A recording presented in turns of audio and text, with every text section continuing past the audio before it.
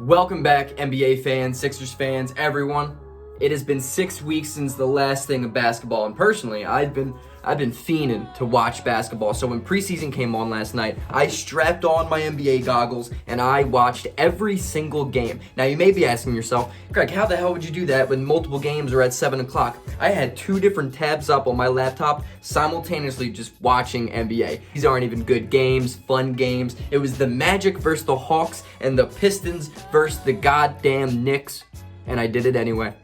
On a Friday night, at 24 years old, I stayed in my bed and I watched some of the worst basketball I've seen in a while. But you know what? It was amazing. It was just like, it was the best experience, the best night ever, because the NBA is back, baby. So right now, I'm just going to talk about every single game last night, a little bit, maybe like 1 takeaway, 2 takeaways. This is just going to be a quick video. It's telling you about my initial reactions on the night, all right?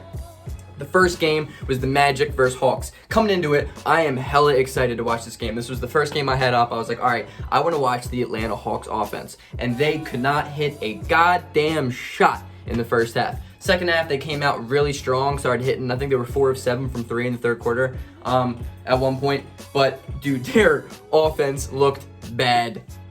But preseason game number 1, and that's the beauty of it, because you know Atlanta's going to come out and they're going to look fire. Trae Young is going to kill it. The Atlanta offense is going to be the best part about Atlanta. So, you know, obviously you take it with a grain of salt, but it was interesting. It was interesting to see these new guys try and play together. It reminds me of Philadelphia every single year because we never have the same team. What else I took from this game was the Orlando Magic are like slowly becoming the Sixers scrapyard team. Like they just pull all the shitty dudes that played for Philadelphia and just try to like make them into something good again. Michael Carter-Williams is the worst offensive player ever. I mean, this man is terrible. Defensively, he's all right. He's long. He's got length, which is good. But holy shit, this man is terrible. He airballed like his first 3 shots. And Markelle Fultz, if you're wondering, Sixers fans, that man still can't shoot at all. His shot is atrocious. It's something you see in like 8th grade, just like, dude, it was awful. His free throws look so bad. Hawks ended up losing 116 to 112. But it was an interesting one. And if you thought that game was bad, don't watch the Knicks and Pistons game, because those 2 teams are arguably the worst teams in the East. It was just like they were kicking the ball around. It was like kicking and screaming the NBA version. And it was beautiful. And you know what? Obi Toppin is already the best player on this Knicks team. I understand RJ Hampton ended up having a pretty good game, decently efficient, but holy smokes, he looked so bad sometimes. So bad. And it's like, I understand you're not going to make shots, but this man airballed like 2 wide open threes. And I'm like, dude, you could probably throw me on a court right now, and I'm probably not airballing 2 open threes. I don't care. And I haven't played in years. Rockets Bulls. Rockets won 125-104. Oh, the Knicks won 90-84, by the way. But Rockets Bulls. John Wall, baby. He looked awesome. He was explosive. He came out. I mean, he's not as quick as he used to be, but just to see him back, man, it was nice. And Patrick Williams seemed really confident. He was pulling up for shots. He was hitting them. He looked good. I love seeing that. I like Patrick Williams. I hope he works out for Chicago. Hopefully he can play more 3. I don't really see it much right now, but he's got the body for it. I think he needs to become a consistent outside shooter, and he for sure can be a really good 3. Lakers Clippers finally came on. 87-81 win for the Lake Show. Talen Horton-Tucker, bro, he's legit. He's nice. I like him. He's going to be a good role player for the Lakers this year.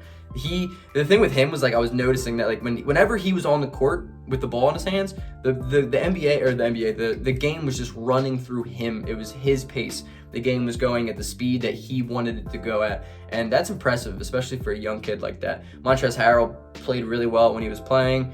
It was funny, him and Pat Bev were like going at it a little bit because they're boys.